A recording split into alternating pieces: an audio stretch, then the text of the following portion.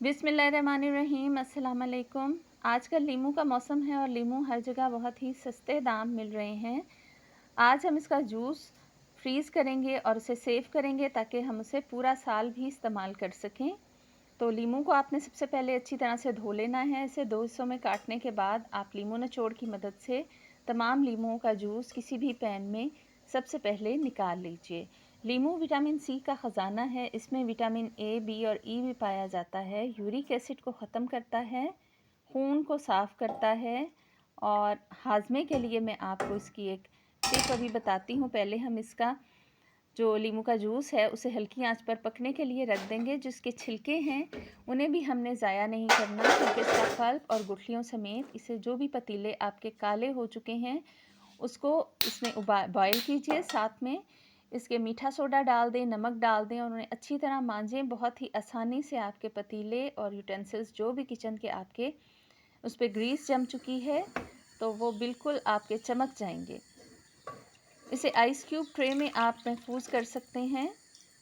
तो अगर आपको हाजमे के लिए लीमू इस्तेमाल करना है तो आप अजवाइन किसी भी ट्रे में फैला दीजिए और उसके ऊपर लीमू का जूस डालकर उसे धूप में सुखा लीजिए। उसके बाद आप उसे पीस लें और काले नमक के साथ मिक्स करके, अगर आपको ब्लड प्रेशर नहीं है तो आप नमक शामिल कर लीजिए, नहीं तो आप इसको यूँ भी इस्तेमाल कर सकते हैं और आपके हाजमे के लिए बेहतरीन फक्की तैयार है। गर्मियों में अक्सर बच्चों की नक्सीर आ जाती है तो 1 से 2 कतरे आप नाक में लेमन जूस के डाल दीजिए। नक्सीर आना फ़ौरन बंद हो जाती है।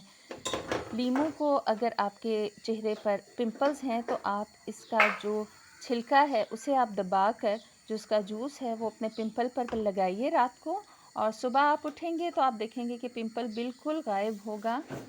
शहद की मक्खी अगर आपको काट ले या भीड़ काट ले तो वहाँ पर भी आप लेमन जूस लगा सकते हैं। तो ये हमारे क्यूब्स पूरे साल के लिए महफूज हो गए हैं। आप इन्हें किसी ज़िप लॉक बैग में भी डाल सकते हैं निकाल कर बाद में। इस तरह से डिस्पोजेबल क्यूब्स के भी मिलते हैं पैकेट्स, आप इन्हें भी इस्तेमाल कर सकते हैं। Please subscribe my channel and press the bell icon.